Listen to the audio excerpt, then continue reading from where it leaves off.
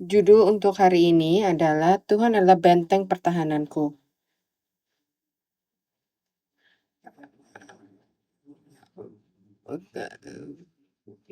Tuhan adalah pertahananku, Tuhan adalah pelarianku, Tuhan adalah pelindungku, dan Tuhan adalah awanku.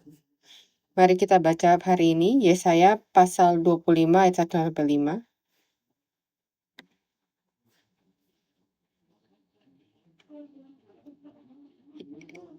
Yesaya pasal 25 ayat 1 sampai 5. Ya Tuhan, Engkaulah Allahku, aku mau meninggikan Engkau, mau menyanyikan syukur bagi namamu, sebab dengan kesetiaan yang teguh Engkau telah melaksanakan rancanganmu yang ajaib, yang telah ada sejak dahulu. Sebab Engkau telah membuat kota itu menjadi timbunan batu, dan kota yang berkubu itu menjadi runtuhan puri orang luar, tidak lagi menjadi kota, dan tidak dibangunkan lagi untuk selama-lamanya. Oleh karena itu, suatu bangsa yang kuat akan memuliakan Engkau, kota bangsa-bangsa yang gagah akan takut kepadamu, sebab Engkau menjadi tempat pengungsian bagi orang lemah, tempat pengungsian bagi orang miskin, dalam kesesakannya perlindungan terhadap angin ribut, naungan terhadap panas terik, sebab amarah orang-orang yang gagal sombong itu seperti angin ribut di musim dingin, seperti panas terik di tempat kering, kegaduhan orang luar kau diamkan seperti panas terik, ditiadakan oleh naukan awan. Demikianlah nyanyikan orang-orang yang gagah sombong ditiadakan. Inilah firman Allah. Semoga ini menjadi kesaksian dan doa kita saat melambangkan musuh dalam pengepungan. Yesaya menggunakan gambaran seperti berikut. Jadi hari ini coba bayangkan dari mana asal kamu, masalah apa yang sedang kamu hindari. Mungkin kita bisa berpikir dan menghubungkan kita dengan Daud ketika Raja Saul sedang mengejar Daud. Apa yang mengejar kamu pada hari ini? Dan apa yang menjaga hati dan pikiran kamu sibuk, dan apa yang menyebabkan stres itu? Yesaya di sini menggambarkan musuh dalam pengepungan seperti badai yang menumbangkan pepohonan dan menyapu alam yang indah dan membuatnya kacau balau. Ia juga menggambarkannya seperti panas yang menyengat, terutama ketika di Israel, di area Israel, di Timur Tengah, ketika tidak ada bayangan atau panas itu bisa membunuh kamu, dan panas itu bisa menggambarkan stres dan tekanan dari dunia ini. Ketika terik matahari menyengat, manusia dan semua makhluk hidup tergoreng ke dalam kelelahan, keputusasaan, dan kehilangan semua motivasi. Dan ia juga membandingkannya dengan orang asing. Seperti orang asing, tidak dapat dipercaya, tidak dapat diandalkan untuk apapun. Dan juga seperti orang yang kejam, mereka yang menghentikan sejarah itu sendiri. Orang-orang yang dengan kekejaman yang jahat, orang yang tidak peduli pada kamu atau keluarga kamu. Orang yang tidak percaya pada perasaan kamu, atau ketika kamu sakit. Jadi sekarang mari kita pikirkan, apa yang menyebabkan badai dalam hidup kita? Apakah kamu di tengah badai? Apa kamu ada di panas terik dan stres? Tidak ada tempat di mana kamu bisa mendinginkan diri? Apakah orang sekitar kamu seperti orang asing yang kejam? Bukan seperti orang asing seperti orang yang dari suku yang berbeda, tapi orang ini benar-benar asing dan orang ini tidak peduli kepada saya. Apakah kita memiliki Babylon kita, Asyur kita, Mesir kita? Dan saya benar-benar berdoa, bahkan terutama hanya pada saat ini, pada 1 jam ini, semoga kita bisa menemukan Allah kita yang berkata, datang. Inilah tempat kamu bisa bersembunyi, kamu bisa beristirahat sebentar di sini. Jadi kamu tidak perlu terlalu sibuk atau membuat catatan hari ini. Kamu bisa letakkan semuanya. Saya tahu kamu tidak akan pulang dan membaca catatan ini, tapi kalau kamu akan membaca ulang, maka kamu boleh ambil catatan. Tapi kita punya YouTube kan. Tapi setidaknya pada saat ini, coba kamu hentikan. Kamu berhentikan sebentar dari pekerjaan, stres, kekhawatiran, tekanan yang kamu rasakan. Bisakah kita menghentikannya sebentar, setidaknya hanya 1 jam? Dan apakah kamu bisa mengulang kata-kata saya? Apa kamu sudah pencet pause mental kamu? Sangat sulit untuk kita yang tinggal di Singapura untuk tidak berpikir tentang apapun. Tapi coba untuk pencet pause. 1, 2, 3. Dan ulangi saya.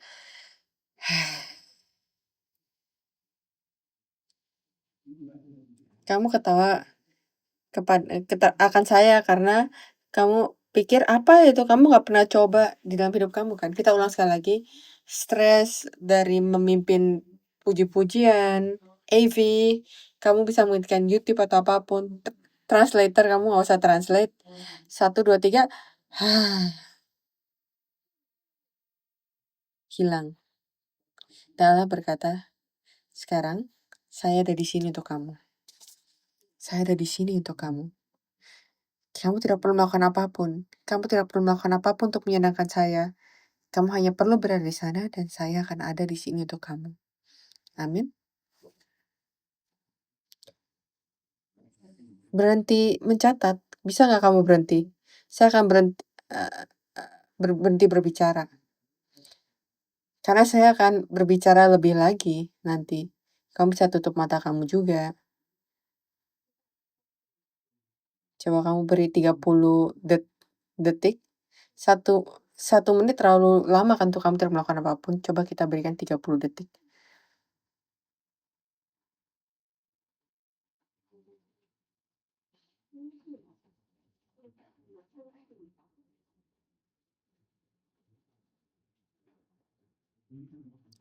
Kita memerlukan waktu seperti ini dan kita akan melakukan ini ketika kita akan pergi ke retreat kita.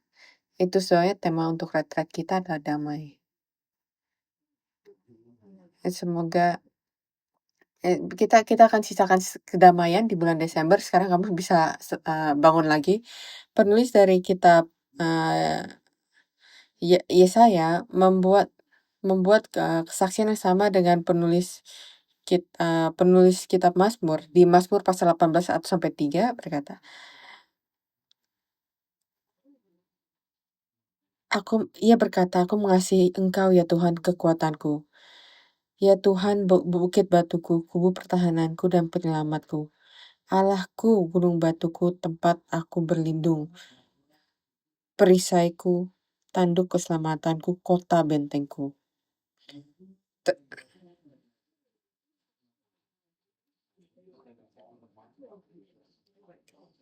Terpujilah Tuhan seruku, maka aku pun selamat daripada musuhku.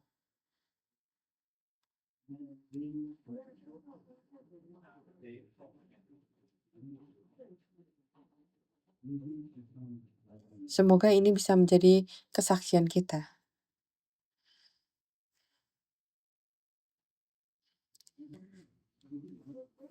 Akan sangat baik ya kalau saya bilang ini sudah selesai terus kita masuk ke dalam puji-pujian. Apakah kita boleh melakukannya? Saya benar-benar bertanya pada kalian. Apakah kamu benar-benar berkata amin? Selain penetua itu, bagaimana dengan kalian? Kita harus tahu kenapa. Kenapa kita bisa berkata hal ini? Tuhan, Engkau adalah kekuatanku. Saya akan cepat. Yang pertama, ia berkata, di dalam bacaan hari ini ia berkata, Tuhan adalah pertahananku. Pertahanan itu adalah benteng. Benteng gunung, perlindungan, kekuatan. Jadi janda dari Nain, ketika anak perempuannya meninggal, Tuhan berkata, jangan gelisah, jangan takut, jangan menangis. Semoga kita bisa mendengar Tuhan kita berkata hal ini hari ini. Jangan gelisah, jangan takut, dan jangan menangis. Ia mengatakan ini karena ia sendiri yang akan bertanggung jawab untuk kamu. Kamu percaya kan hal itu?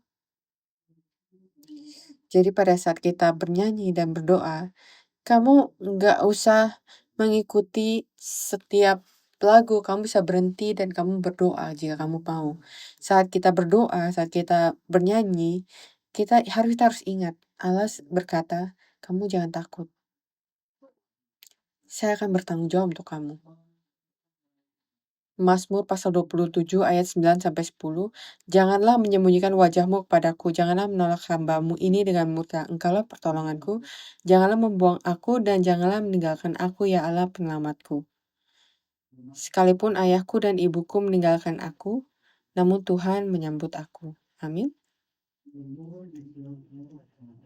Tuhan adalah kekuatan umatnya dan benteng keselamatan bagi orang yang diurapinya. Sendangkanlah telingamu kepadaku, bersegeralah melepaskan aku. Jadilah bagiku gunung batu, tempat perlindungan, kubu pertahanan untuk menyelamatkan aku. Allah itu bagi kita tempat perlindungan dan kekuatan sebagai penolong dalam kesesakan sangat terbukti. Sambil berkata keadilan dan kekuatan hanya ada di dalam Tuhan. Semua orang yang telah bangkit amarahnya terhadap Dia akan datang padanya dan mendapat malu. Kita harus percaya kalau Ia adalah Allah Bapa kita yang sejati. Dan saya bisa berkata kepada kamu, tapi kamu harus percaya. Bapamu peduli kepada kamu. Bapamu tidak akan meninggalkan kamu untuk dikalahkan. Bapamu akan membela kamu dan bahkan ketika kita melakukan kesalahan, Bapa kita akan datang dan menyelamatkan kita.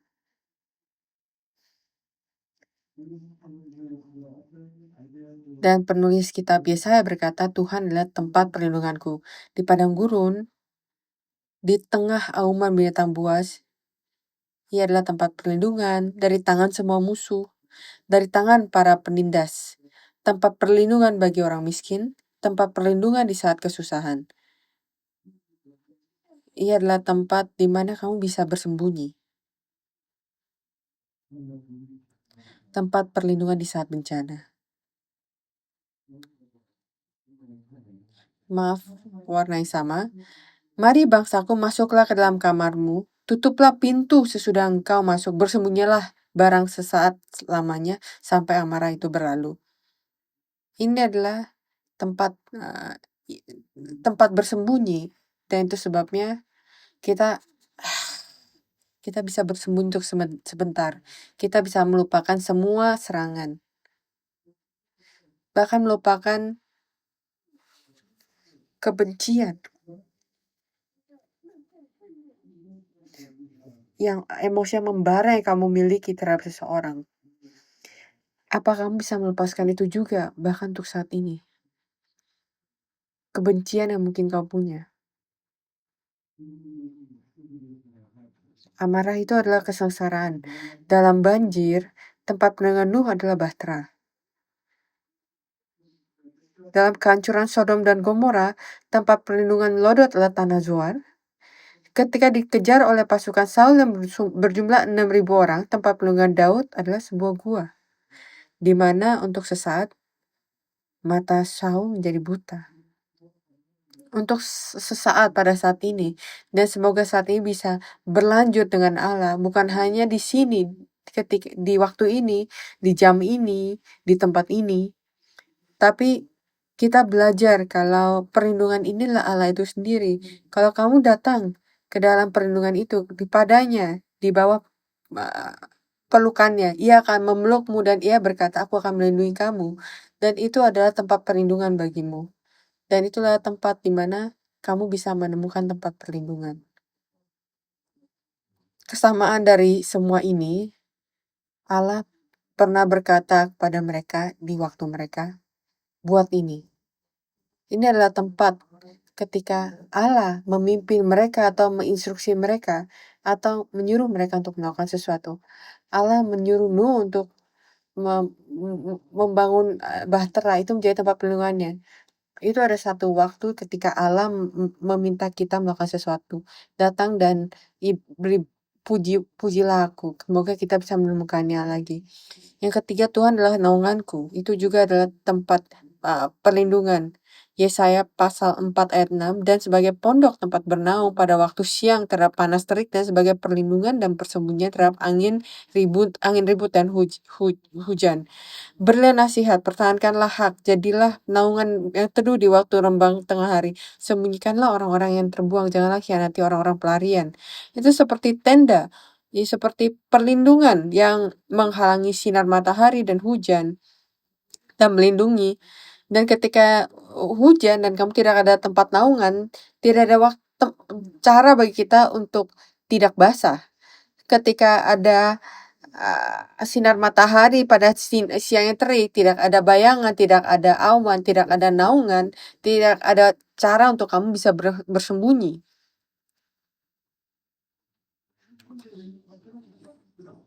Sangat baik kalau kita punya tempat naungan kan, karena kalau ada barang yang jatuh dari langit, kita tidak bisa, kita nggak berasa apa-apa, tidak merasa sakit. Tapi Allah berkata bahkan ada kesengsaraan, kesulitan seluruh dunia yang melapisi seluruh dunia ini. Ketika kamu memiliki aku sebagai tempat naungan, kamu tidak akan jatuh ke dalam bahaya. Ketika kamu akan tenggelam di dalam masalah ini sekarang dan akan mati, Allah berkata, saya akan menyelamatkan kamu, saya akan menjadi tempat naunganmu.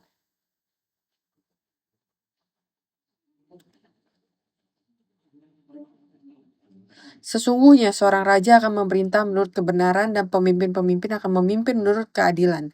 Dan mereka masing-masing akan seperti tempat perteduhan terhadap angin dan tempat perlindungan terhadap angin ribut, seperti aliran-aliran air di tempat kering, seperti naungan batu yang besar di tanah yang tandus. Dan ketika kamu berjalan di padang gurun dan kamu menemukan bayangan itu atau tempat naungan itu adalah tempat istirahat. Minggu lalu kita berbicara tentang Sabat, tahun Sabat dan tahun Yobel, dan Allah berkata saya akan memberikan kamu istirahat itu, saya akan berikan kamu kebebasan itu dari seluruh masalah kamu. Yang terakhir, Tuhan adalah awanku. Di Keluaran kita bisa lihat pilar awan pada siang hari, yang tiang awan siang hari yang memimpin mereka, memimpin jalan mereka.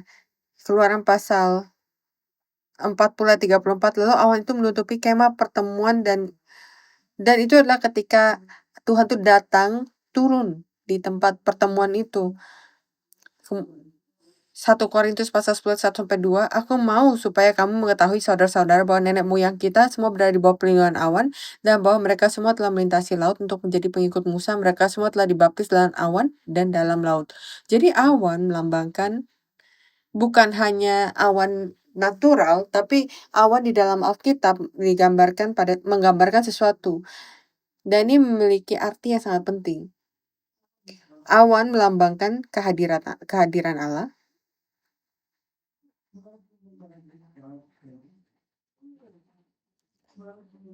Awan melambangkan kemuliaan Allah dan kemurahan Allah. Ketika Elia berdoa 7 kali dengan kepala di antara kedua lututnya, dan sebuah awan kecil seperti tangan manusia muncul. Awan kecil itu melambangkan Kristus, Allah itu sendiri.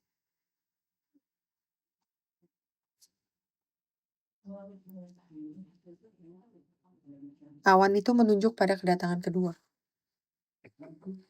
Matius pasal 24 ayat 30, pada waktu itu akan tampak tanda anak manusia di langit dan semua bangsa di bumi akan meratap. Ini ada di akhir zaman. Dan semua bangsa di bumi akan meratap dan mereka akan melihat anak manusia itu datang di atas awan-awan di langit dan segala kekuasaan dan kemuliaannya. Wahyu pasal 1 ayat 7, lihatlah ia datang dengan awan-awan dan setiap mata akan melihat dia. Juga mereka yang telah menikam dia dan semua bangsa di bumi akan meratapi dia. Ya, Amin.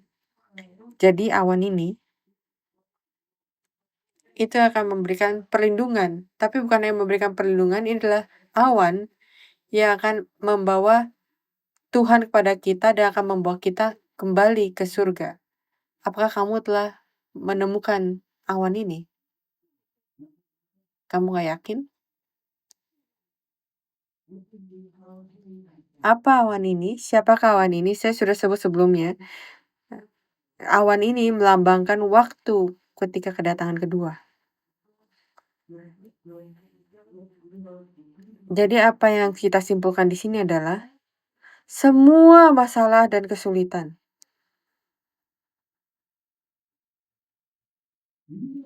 kita akan menemukan perlindungan, naungan, pertahanan ketika kita bertemu dengan awan ini. Tuhan yang menjadi tempat perlindungan kita. Jadi ketika kita berkata, ia adalah perlindungan kita, ia adalah benteng kita, ia adalah naungan kita berbicara tentang dia. Kamu tidak akan menemukan naungan ketika kamu tidak bertemu dengan dia. Kamu tidak memiliki perlindungan kalau kamu tidak bertemu dengan dia. Jadi bukan hanya memaksa kita untuk melupakan semua masalah kita, tapi kuncinya adalah datang ke tempat dia berada untuk bertemu dengan dia. Dan awan itu adalah tanda di mana ia berada. Itu sebabnya ia berkata, ia adalah awanku. Apakah kamu telah bertemu? Apakah kamu telah melihat awan itu? Apa awan itu? Ibrani pasal 12 ayat 1. Karena kita mempunyai banyak saksi bagaikan awan yang mengelilingi kita, marilah kita menanggalkan semua beban dan dosa yang begitu merintangi kita. Jadi awan ini melambangkan manusia. Manusia seperti apa? Manusia yang telah lahir kembali, yang telah diselamatkan. Dan ada awan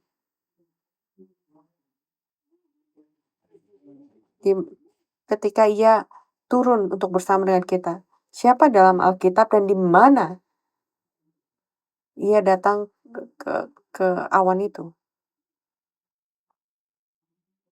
Kamu bisa pikirkan awan di dalam Alkitab? Siapa yang yang ada di dalam pikiran kamu? Siapa yang datang ke awan itu dan bisa melihat awan itu? Kamu bisa berpikir tentang Musa. Di mana? Di mana dan bagaimana ia melihat awan itu dan apa yang ia lihat di awan itu?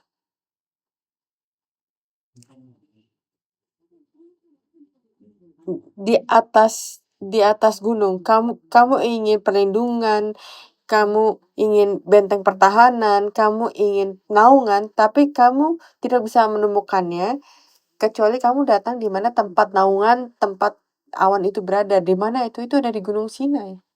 Ya kan? Ia harus naik ke Gunung Sinai untuk bertemu dengannya. Tapi berikutnya kita sudah baca Keluaran pasal 40 ayat 34. Lalu awan itu menutupi kemah pertemuan. Ia turun bukan di dimanapun, bukan di sembarang tempat di padang gurun, tapi di kemah pertemuan. Itu tempat yang ditentukan oleh Allah. Kita harus menemukan dan kita harus menemukan cara untuk bisa pergi ke tempat itu di mana awan itu berada. Di mana itu? Amin. Gunung Sion. Gereja Sion. Di mana Allah berkata, saya akan berada di sana untuk bertemu dengan kamu. Kamu pergi ke sana, kamu akan melihat awan. Dan ketika kamu menemukan awan itu ketika kamu bisa berkata, apakah kamu pernah ada di dalam masalah yang begitu besar, sedangkan kamu berpikir merasakan seperti itu? Lalu kamu menemukan solusi. Atau anak-anak kamu melarikan diri dari sesuatu dan mereka melihat ayah dan mereka menemukan ayah mereka dan mereka berlari ke pelukan ayahnya dan mereka tidak perlu khawatir dalam segala sesuatu.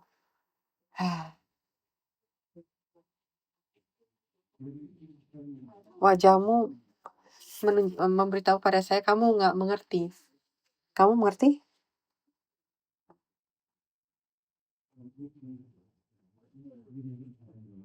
Atau kamu belum menemukan Bapa?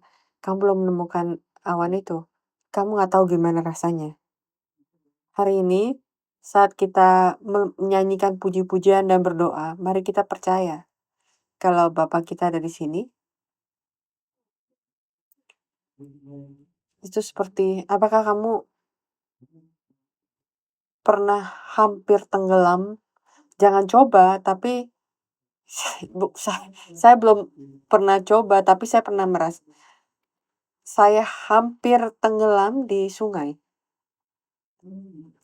Tiba-tiba bawahnya itu hilang terus saya tidak bisa bernafas. Kamu merasakan itu di hidup kamu saat ini? Dan saya pikir saya akan meninggalkan dunia ini. Lalu ada sebuah tangan yang menarik saya keluar. Dan itulah tangan keselamatan, itu sebabnya saya ada di sini sekarang. Tapi ketika tangan itu memegang saya, itulah ketika saya bisa hidup sekarang. Hari ini, saya berdoa untuk beberapa dari kalian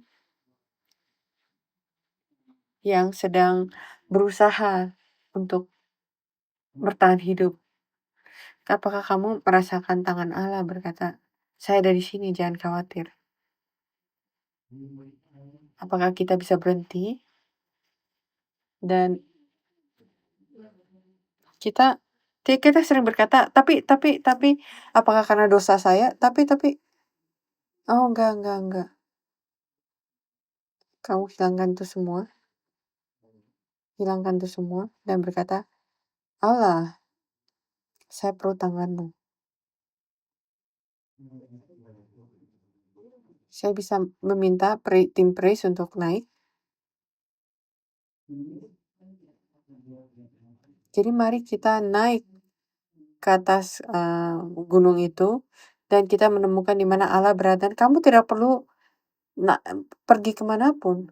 Kamu bisa menemukan tempat itu sekarang di dalam hati kamu. Apa yang sedang menghalangi kamu untuk datang ke tempat itu? Apa yang telah menutup jalan itu? Apa yang menjadi masalah yang menyebabkan kamu untuk mundur? Mari kita meminta kepada Allah untuk menghilangkan itu semua. Dan himne yang akan kita nyanyikan sekarang, itulah himne tentang mimpi. Dan penyanyinya berkata, Tuhan, saya bertemu dengan kamu semalam. Kamu datang untuk bertemu dengan saya di dalam mimpi saya. Karena realiti sangat sulit. Hanya dalam mimpi saya bisa bertemu dengan kamu.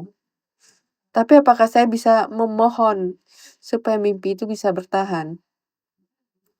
Apakah saya bisa hidup hari ini yang baru saya yang akan saya lewati seperti mimpi itu? Apakah kamu bisa tinggal bersama dengan saya? Jadi bukan hanya di waktu puji-pujian dan ibadah puji-pujian dan doa ini, tapi saat kita menyanyikan lagu ini, mari kita memohon kepada Allah, saya sangat takut untuk kembali ke realitas, tapi apakah kamu bisa pergi bersama dengan saya? Saya bertemu dengan kamu semalam. Tapi apakah itu tidak hanya menjadi mimpi, tapi itu menjadi nyata? Saya merindukanmu, Bapak. Saya ingin bertemu denganmu. Apakah kamu bisa menjadi awanku? Mari kita tutup mata kita untuk sementara. Dan mari kita refleksikan. Dan kita angkat doa ini, Bapa. Saya memerlukan kamu saat ini. Hal-hal menjadi begitu sangat sibuk. Sudah berapa lama sejak saya berdoa kepada kamu secara diam. Bapa, saya ingin menghabiskan waktu ini bertemu denganmu. Apakah itu mimpi atau waktu adalah waktu doa, saya ingin menjadi waktu yang, eee bertahan. Saya memiliki masalah ini Bapa, saya menyerahkan ini kepadamu, saya tidak ingin terus khawatir akan hal itu.